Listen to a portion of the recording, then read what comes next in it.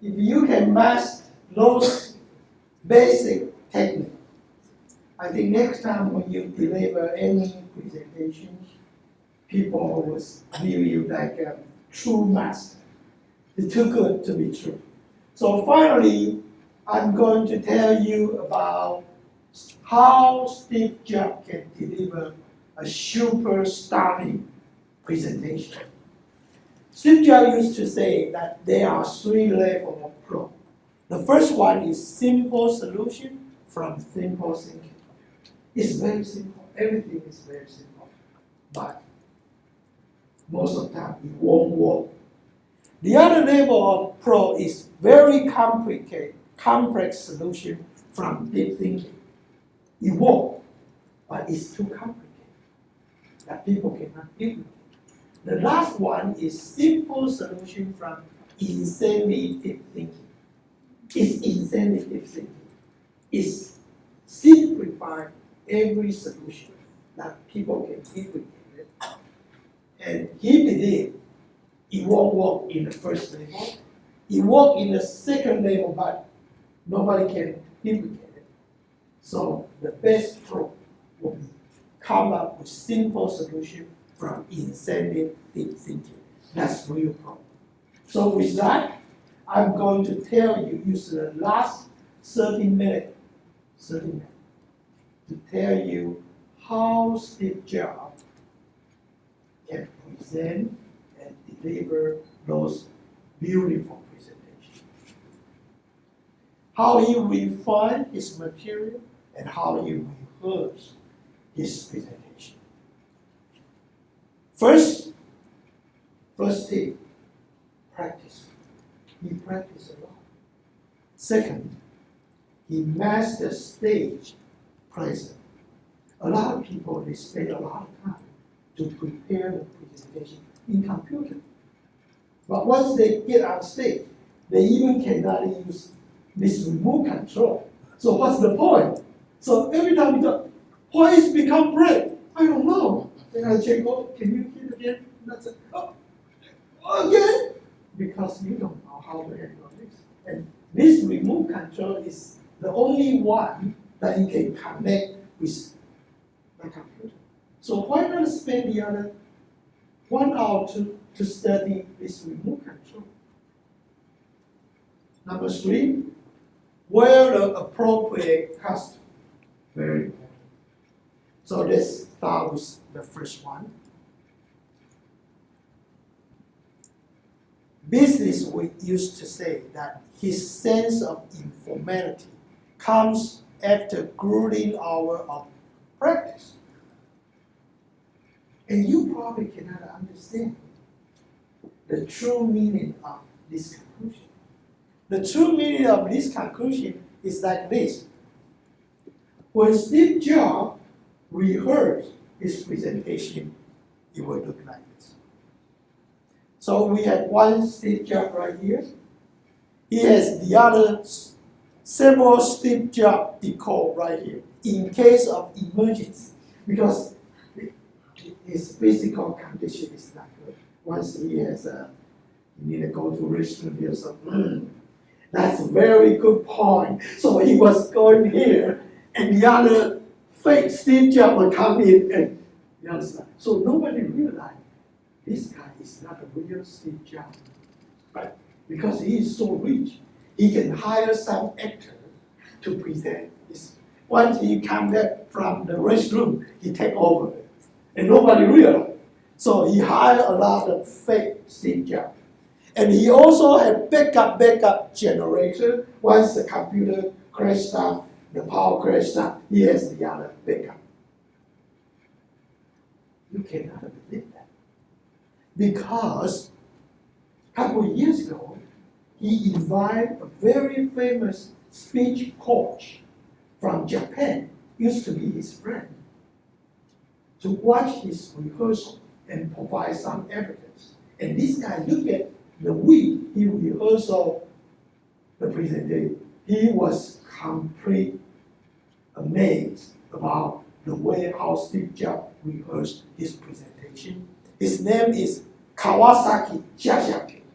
It's a motorcycle. No. He is the one very famous speech coach. And he looked at this scene. He said, wow, I cannot give you any advice. You are too good to be true. Because he spent a lot of money. He rent the hotel for 1 week to rehearse his 2-hour presentation. Job and his team prepare and practice like a man to make sure it looked easy. So when people present their material and look very relaxed, very easy, they spend a lot of time. Nobody is nature speaker. They all spend a lot of time and effort to prepare. If people say, oh, this guy is genius, there's no genius. Even Albert Einstein spent a lot of time to think and to study his material. Number 2, sometimes, that's how he rehearsed, wear a shirt like this. And if some staff did not pay attention to it, he will kill you. What do you do? If anybody, during the rehearsal, you are not allowed to browse your iPhone. You have to pay 100% attention to the rehearsal. Everybody has to do that. Otherwise, that's the result. And he will fire that engineer immediately. Quality and excellence. And this is a famous book, talk about how people can become expert. And I will recommend you to read this book. Inside this book, you don't have to read it. I summarize for you. Inside this book, the most famous argument for this book is he believed after 30 years of study for all the experts, he concluded that you need 10,000 hours in order to produce a real expert. No matter you are a surgeon, you are basketball player, golfer, and iPhone, like Steve Jobs presented. So let's do a best, and I will show you why I don't think Steve Jobs is a born speaker. Back to the history. In 1974, someone looked like this. Obsessive compulsive disorder. He couldn't speak, he couldn't work with other people. And he has a very bad temper. But once he became entrepreneur, he needed to show up his product. He started to study how to give a public speech. So he hired a speech coach to show him how to give a public speech. And 10 years later, that's the same. Look at the eye. It is difficult to get it off. Can you tell from the eye? And 10 years later, it's look like this. But when he launched the Macintosh back to 1984, that's the way he dressed. Ladies and gentlemen, I'm going to introduce a computer that everybody have to buy one. That is this one, Macintosh. So that's totally different. Can you tell from the eye? It's totally different. And it's very formal at that time. 10 years later, when he was fired after the Macintosh launch. After that, the board fired Steve Jobs. And 13 years later, Steve Jobs came back to Apple, and that's 1997. That's the way he dressed at the age of 42. 2007, when Steve Jobs launched the iPhone, that's the way he dressed. It looked very natural. So that's the stage. He completely mastered the stage. Beautiful gesture. Beautiful. So master stage presence is very important. And the only way to do that is practice, practice, and practice one more time. You need to practice a lot. 3 key points for stage presence. The number 1 is eye contact. A lot of people, when they give a lecture, they just look at the PowerPoint and number 1, number 2, number 3, they read through. And if you look at Japanese speakers, they are in the podium. Ladies and gentlemen, good morning. My name is Kawasaki Shashaku. What? Nobody will listen to a speaker like that. So you need to have eye contact. The best eye contact will be when you get into the stage, look at this way first. So you divide this group into 3 parts. And look at this group. And when you go to here, you turn this way to look at this group. And finally, you look at the middle. So you cover everybody. You can look through everybody. If somebody falls asleep, hey, Maria Luisa, open gesture. When you give a lecture, try not to do something like this. Or don't do that. You know nothing about this topic. Stupid idiot! Because that's the way that you tell, don't do that. That's the way you tell, you don't know anything about this topic. So always use open, oh, please. Something like that. So that's important. So every time you say, good job, thank you, something like that. So open posture is important. Hand gesture, never point. And you can use this finger, that's okay. Don't use this finger.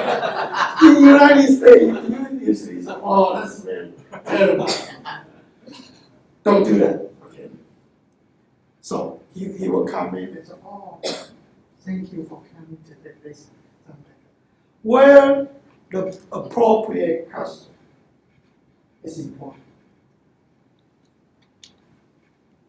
Share. In one show, she changed 140 times. Can you believe it? But Steve Jobs is totally opposite. For the past 10 years, he only wear always the same. Let me show you. It's always the same like this. From 1988 to 19, the same, even the New Balance. He wear a New Balance. He didn't wear a Nike, although he is the board in the Nike company. He wear a New Balance because he purchased 100 New Balance. So every day he wear a New Balance. A little bit different color, but it's the same. It's the same jean. It's the same shirt. But it worked for Steve Jobs because he is so famous. It may not work for us. So when he talk, always straightforward. So that I show my respect to you. So when you become a speaker, always wear very formal and very expensive. It's $200. So I don't like to share. Don't waste time to change 140 times. My suggestion, when in doubt, dress formal. And if you look at, it's casual, you can just take this out and take this out. Don't do that. But if you dress formally, you have the chance to make it messy. So always, like this one, when I give a lecture in Europe, I didn't give a lecture this time, but the CEO of Ortho insists I have to sit beside him in the front row. So everybody will shake hands with Ortho CEO, please. So I have to wear like this. That's That's the tie I will wear for the past 6 years. I always wear this tie, this the apple and the imprint. Did you see that imprint? That's the imprint society give me as a souvenir, and I love it. And they give me the other 20 cents.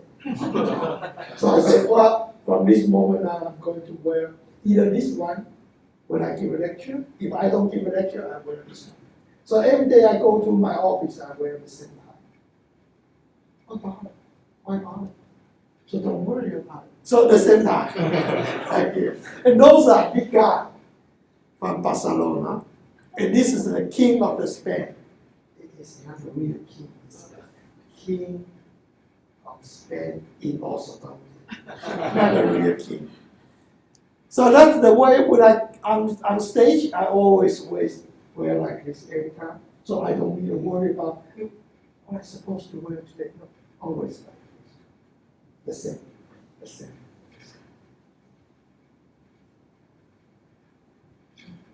Oh, good. And the same. For the past 3 years. The same.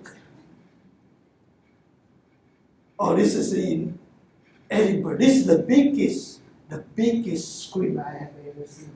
From this side to the other side. I was so amazed when I went to Edinburgh for the British Society. But a day before I give a lecture, that's the way they use this screen. They use this big screen, just half of it is the speaker's slide, and the other half is the speaker's video and the title. Oh, it's so awkward. I don't like the way they divide this beautiful screen like this. So after I studied for one afternoon, I went to the guy who in charge in this event. I said, well, who designed this slide? I don't like this one, it's so awkward. And tomorrow when I give a lecture, I want to use the whole screen. And then the engineer said, I cannot do that because the association want to use this screen like this. Okay, so you cannot do that. Okay, because I just take that order. So tomorrow is I am the speaker. If you don't change my slide to fit in the entire screen, I'm not going to speak. Oh, and then he changed it. Oh, I cannot do that because the technical part I cannot change. Don't worry, I will help. So you are smart enough to figure that out. If you cannot figure that out, I will help you to do that. I am real pro, but I need to take a nap. So after my nap, if you still cannot figure out, I will help you to set up the screen. So I went back and take a nap. After I wake up, I received a note. So I want to use the whole screen. And I'm very determined. I decide I want to do that. Otherwise, I'm not going to speak tomorrow to get a speech. So I don't want this. So I want a full screen. So I look at a day before. So after I wake up my neck and I receive a note like this, I say, yes, we can. Fill the screen with your what? Campaign. Daniel, every match. For Dr. Chang. And I was the only one in that venue use the full screen. And after I used the screen, they realized, wow, that's the way it's supposed to be. Of course, I'm real pro. And that day, one day he came to me, hey Chris, I was so surprised that you used the full screen. Because yesterday, when you suggest do that, I was there and I was hesitant to make any comment because you are saying those orthodontics know nothing about presentation.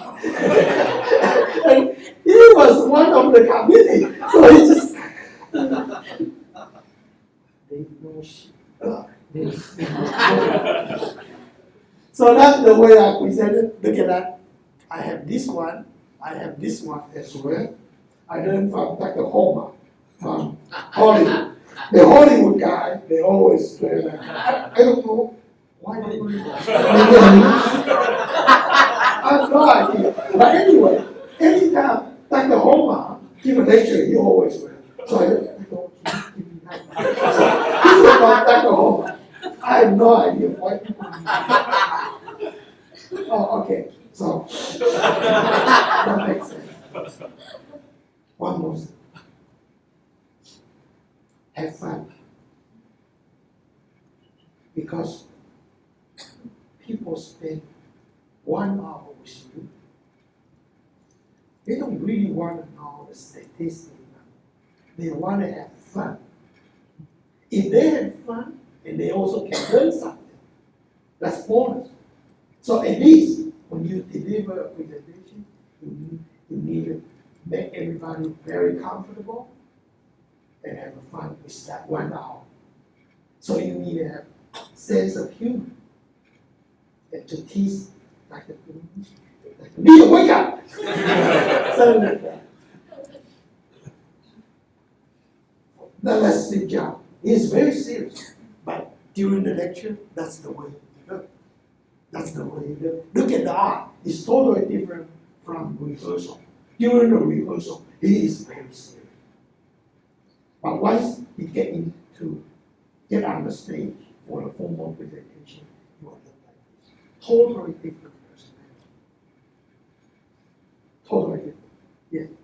I wonder, are you the same? No. I'm not that smart. I'm just a mediocre person. Very stupid, actually. And very poor. He's a rich person. I don't have money. I'm just an Egyptian slave, controlled by someone else. Oh, the way to tell whether this guy is a good speaker or not is when they have taken technical problem with the computer or with anything. And he still can solve that problem. Those people are real. If the computer crash, well, we crash the computer. Anyway. So when the computer crash, some speaker will get very angry. Why that happen? I told you to have a spare computer. And you didn't listen to me. Don't do that stupid. Those are so stupid. So when you have technical problem, just give a funny story and have the technician to change the computer and pretend nothing happened. And that's exactly what Steve Jobs did during his presentation. One day he was presenting the most advanced iMac and used the keynote. And he said, wow, this keynote is so good with my iMac. And suddenly the computer crashed. And he didn't, at that time, he didn't have the spare computer. So he didn't get angry. Instead, he talked about a joke about when he was a high school student. And people tend to forget what happened previously. So that's the way, at that time, he was pretend nothing happened and talk about the joke. And finally, how to handle tough questions and how to answer them. When you give a lecture in professional venue, those professionals, those also know they come to your lecture, they are not to greet you. They are trying to poke into your eyes. Because if they find out the mistake you made, they will attack you. So how to handle tough questions is very important before you get upset. Every time they ask the question, the answer always, wow, That's a good question. You are so good at it. You even don't know what kind of question it is. But you say, oh, you are so good. How can you figure out that question? You are so smart. Yeah, very smart. Never say what kind of stupid question. If you say that, they will keep poking you. So always say, oh, that's a good question. The second step, you will rephrase that question. Because when people ask the question, the rest of the audience may not know the question. So you rephrase the question again, people understand. Also, that will give you a spare time to think about the answer. After that, you give the answer. But if you don't know the answer, what would you do? Well, that is a good question. My teacher, Dr. Robert, is working on this question, and I think this year will be able to give you the answer next year. So come back next year. What? Yeah, I will give the answer. My teacher is working on this issue. Repeat the question, very important, and always face the question before you answer. Oh, you are so smart. Why you are so smart?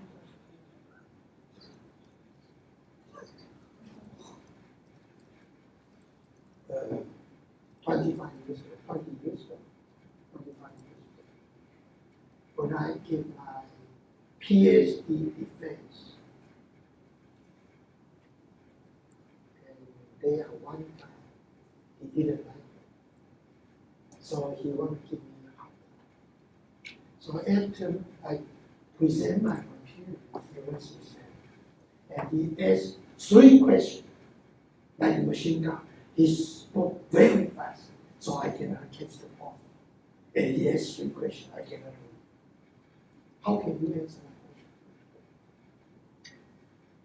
I was standing like here, and after my lecture, and here, hey, Dr. Chang, I have 3 questions. Number 1, number 2, number 7. Can you answer that question?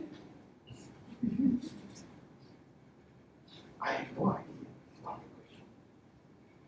So I looked through the audio, and I smiled, and I kept smiling. And after that, I drink my water.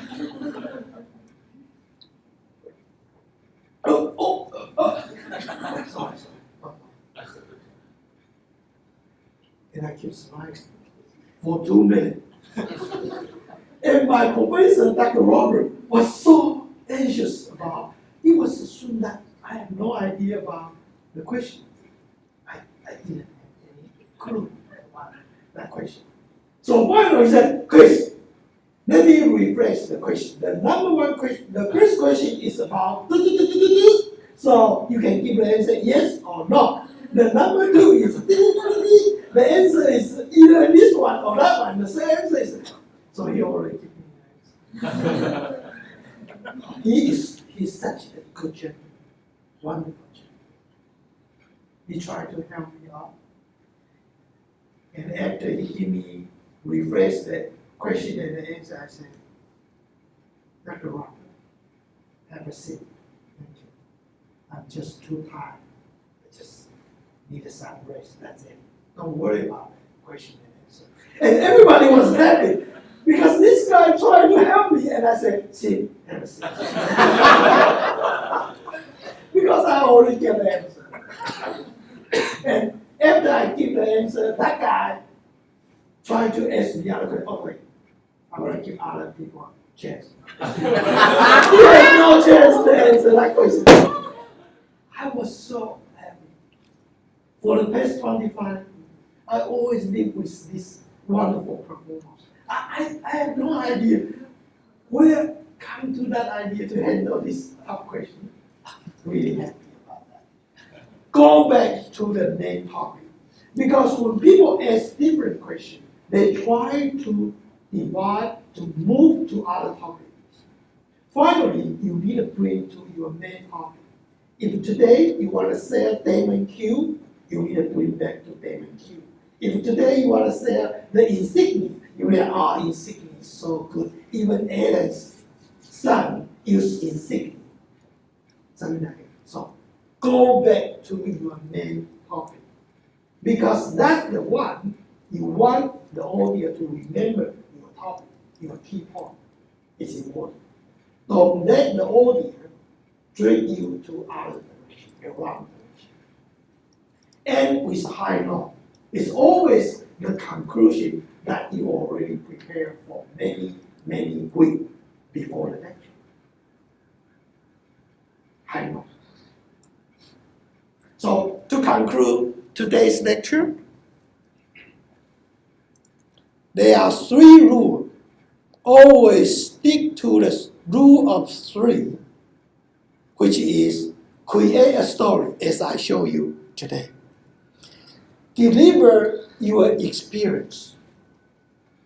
You need to have experience to tell people. Don't just summarize those textbook or lecture. When you have a chance to give a lecture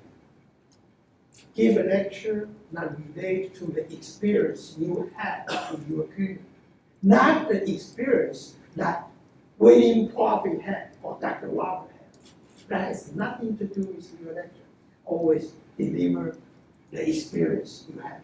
Finally, you need to refine and rehearse your material. It takes many, many hours to practice those materials. At the end, I would like to give this to you.